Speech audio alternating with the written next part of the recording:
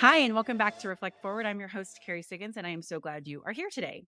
Today, we are going to talk about vulnerability and why, although contrary to some leaders' beliefs, vulnerability is a leadership asset.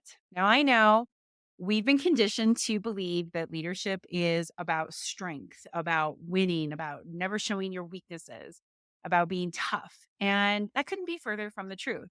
Exceptional leadership is about connecting with others, about listening, it's about seeking feedback, it's about inspiring people to be their best. And it's hard to do that if you aren't willing to share parts of yourself, willing to share your journey, your mistakes, the challenges that you faced, because people want to work for real leaders. They want to connect with real leaders, not this false image of toughness and perfection, which let's face it, none of us really have. We all have insecurities. We all have weaknesses. We all have made mistakes.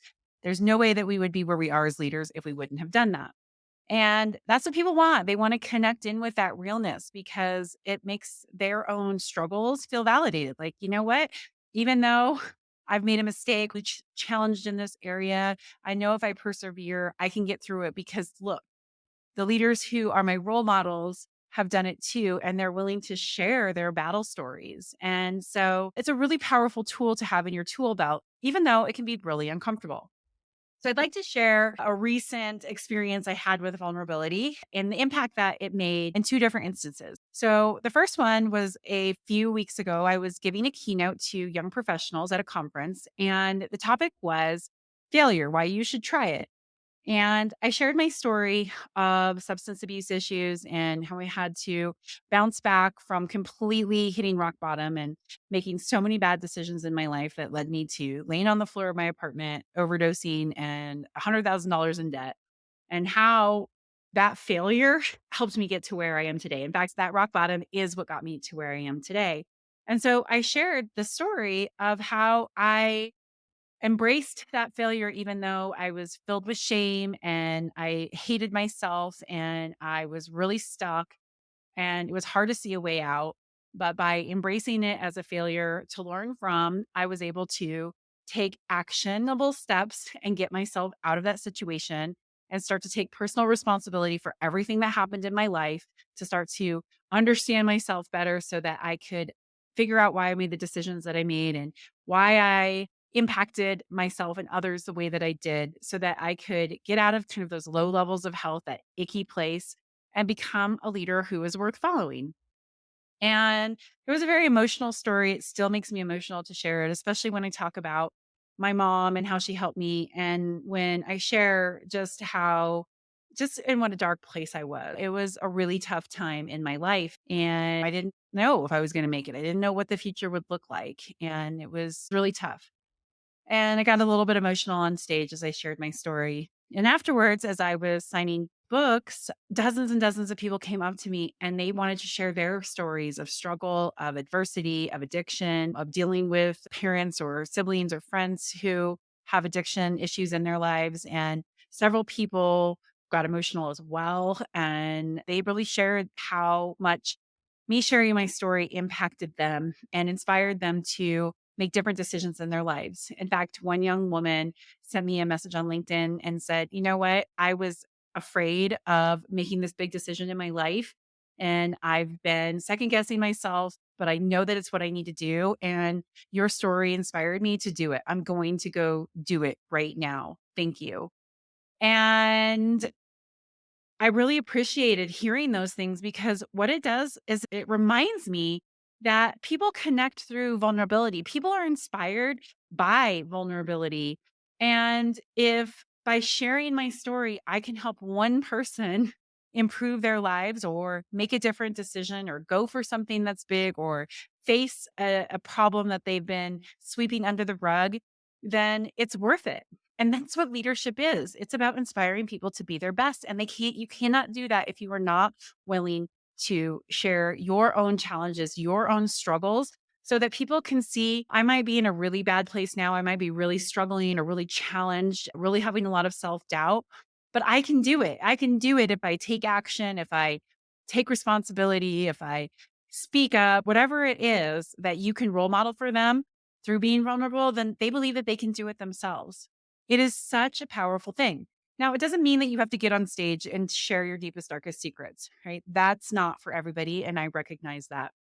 But sharing a challenge that you had professionally, adversity that you had to come over, something that you faced as a childhood who shaped who you were today, that can help people connect with you and understand you better and tell themselves a different story about you as a leader. People have compassion when they understand where we come from.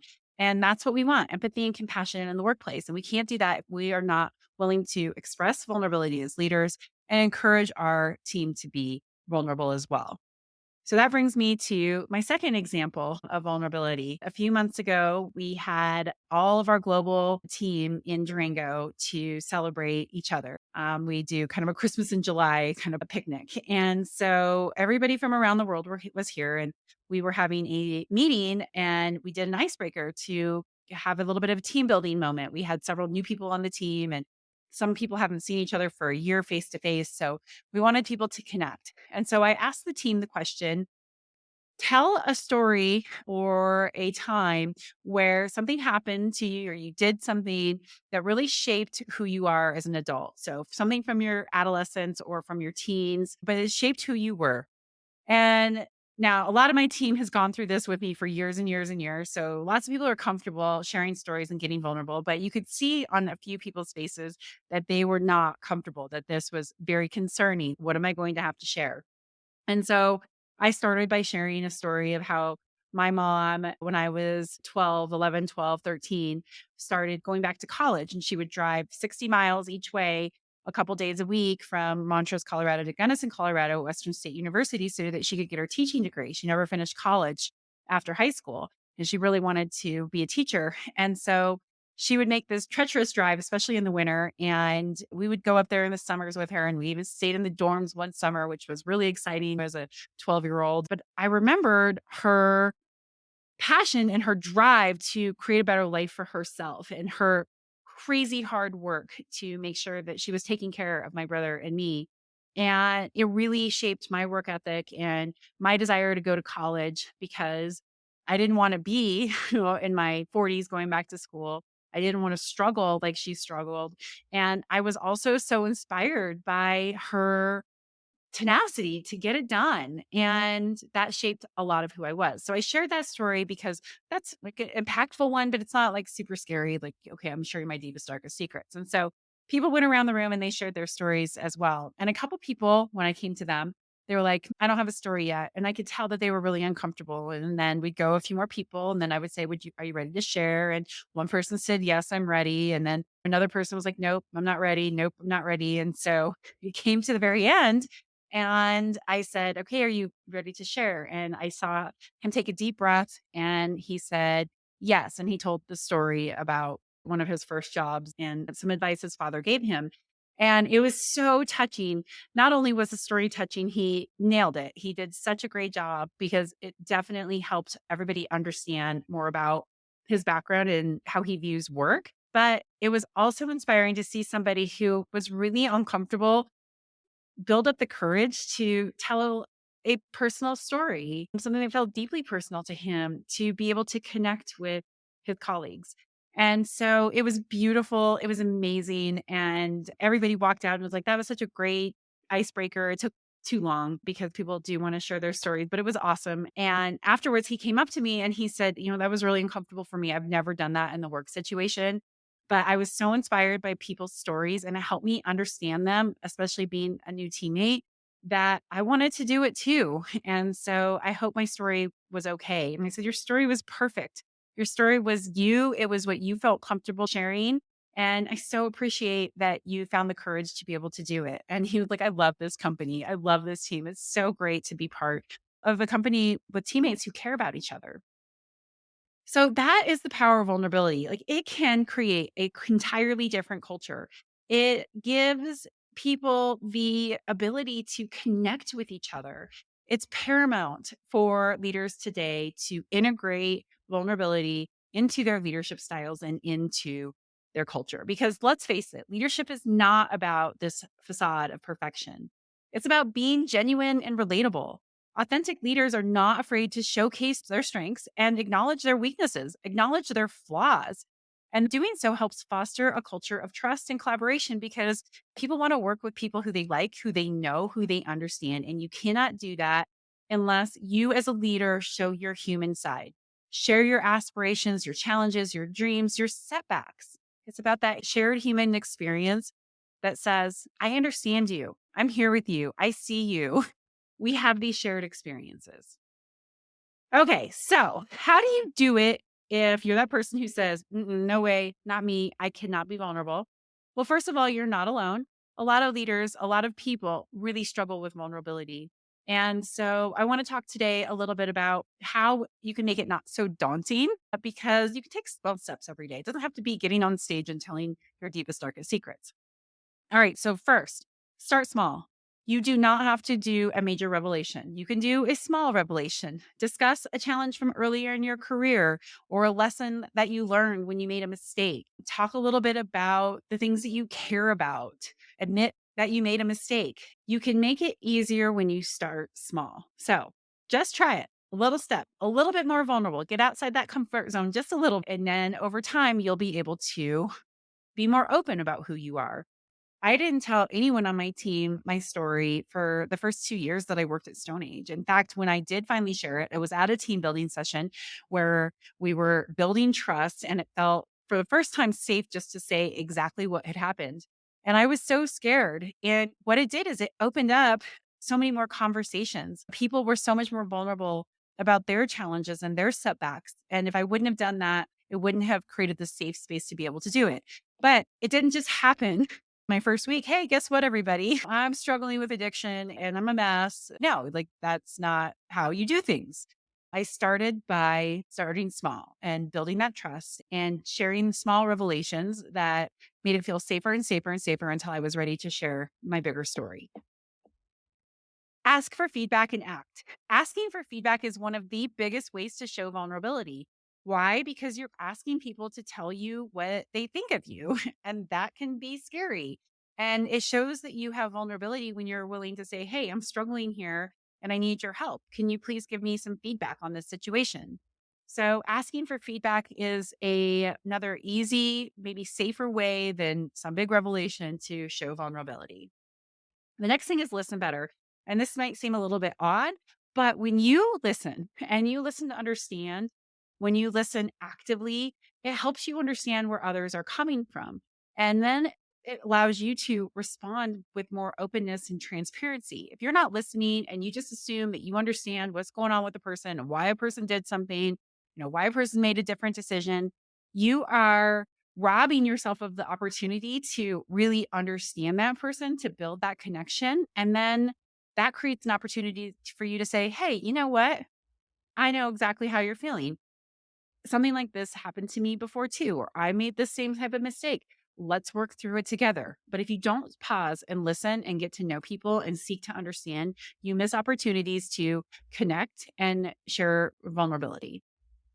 Finally, embrace the unease. It is natural for vulnerability to feel unfamiliar and a little bit scary, but it becomes easier over time.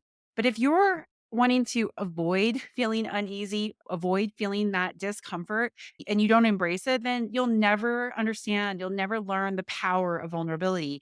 So, you know what? Just like anything that's hard in life, you get better at it with practice and it becomes easier with practice. But you cannot do that unless you embrace the unease. Embrace it. It's going to be uncomfortable, but I'm going to share this story about myself because I know that it's going to help me connect with you better. It's going to help you understand me better as a leader so that we can work together better. Embrace it, right? You only get good at doing hard things by doing hard things. And vulnerability can be very difficult, but do it, practice it. It will make your leadership stronger, better, and your company better because your culture can feel safer and more inclusive where people can be themselves and talk about their challenges, their fears, their aspirations, the situation that they're in, the mistakes that they've made. Finally, remember always, always, always that vulnerability is a two-way street. The more open you are, the more open your team will be with you. And that's how you build a powerful team.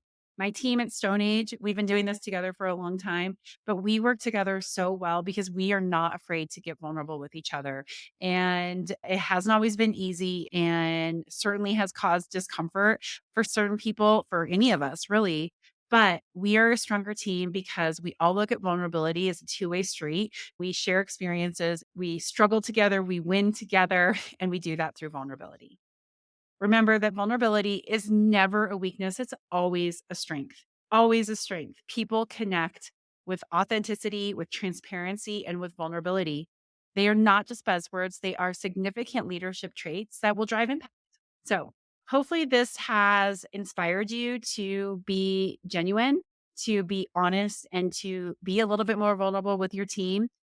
It could be a secret ingredient that transforms your leadership. I know that's what happened with me. It has absolutely transformed my life and my leadership by being able and willing to share my story, even though it's hard, even though I still sometimes feel embarrassed by it, and even though it still makes me emotional. So I encourage you to try it. Okay, on to my question of the week. So, my question comes from a friend of mine who I got to spend some time with over a weekend recently. And we were talking about communication and the importance of being direct and asking for what you want and how you say no. And she said, I want to be direct, but sometimes I'm just afraid that I come across as rude. How can I communicate directly without being rude? And so it instilled this great conversation. And so I thought I would share the things that we discussed in the form of some tips so that way when you need to be direct and honest, that you do it from a place that builds relationships, that helps people understand you, that allows you to understand people better and doesn't come across as rude. The first instance is when you have to say no. So you can give a hard no or you can give a soft no. So a hard no is when you just say, nope, can't do that. No. And while no can be a complete sentence, and I've said that before, you don't always have to explain yourself. If you want to come across as a person who is interested in building relationships and is caring and not rude, it is helpful to do a soft no. So, for example, if someone says, hey, can you take on this task for me? You can say, no, I don't have time for that. Or you could say, I don't have time right now. My plate is completely full. And I don't think that if I took it on, I would do it well. I can't do it right now, but I am willing to brainstorm some alternative solutions for you. Would that work? And then sit down with that person and talk about if there's other ways to delegate that task, if there's other things that they could do to come off their plate, if they just need to be able to have the courage to go talk to their boss about having too much on their plate. Taking that 10 minutes to brainstorm with that person can be really helpful. And you still said no, you still protected your time, but you did it in a way that built a relationship. Okay, so next, let's say that you have to deliver some feedback.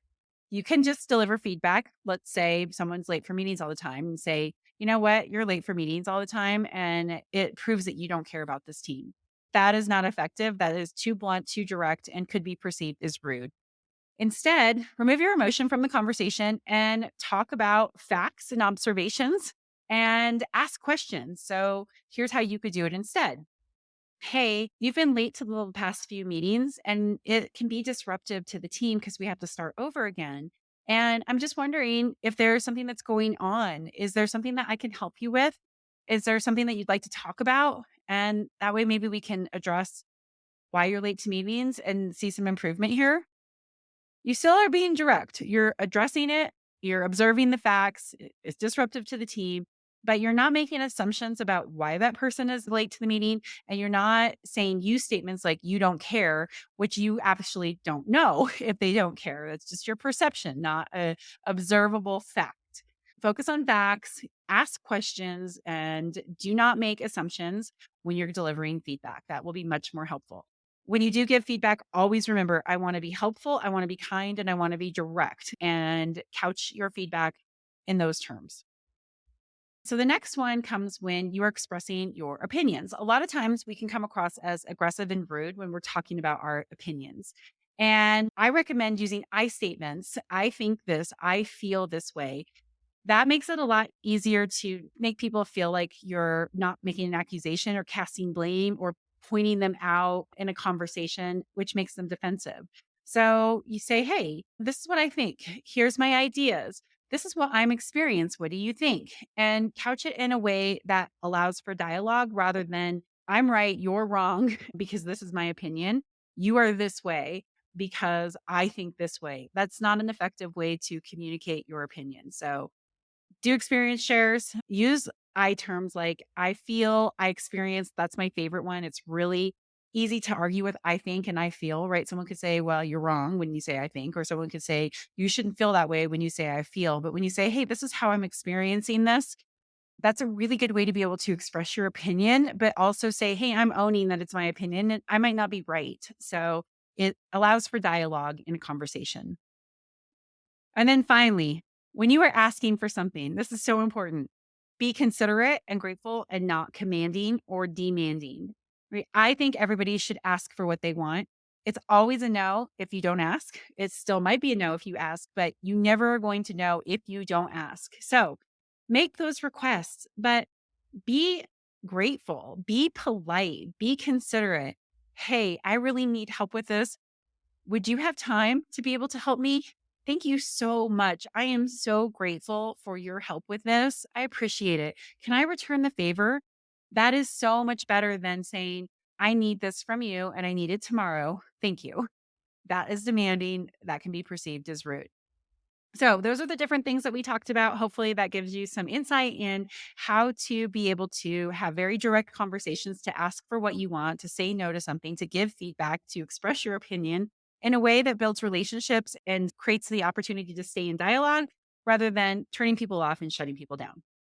All right, that's it for this week's episode of Reflect Forward. I hope you enjoyed it. I'm so glad you were here. If you like this podcast, please subscribe to it on YouTube, subscribe to it on any of the major podcast platforms, share it with a friend, rate it. I really appreciate it. It helps with the algorithms, it helps continue to get the word out about this podcast. And I appreciate that so much. And don't forget that we're coming up here close on my book launch, The Ownership Mindset. Oh my gosh, we're going to have so many great events during book launch week. I'm so excited to share all of those with you in upcoming podcast episodes. But in the meantime, if you would be so kind to go onto Amazon or onto Barnes and Noble and pre-order a copy of my book, I would so appreciate it. We're getting close to the goal that I need to hit. I'm trying to get the Wall Street Journal bestsellers list. And it's a lot of work. It's a lot of individual books to sell, and every single one matters, and you matter. And I appreciate your support so much. So just search for The Ownership Mindset, Carrie Siggins on Amazon or on Barnes and Noble, and you will find it. Thank you again, and I'll see you next week.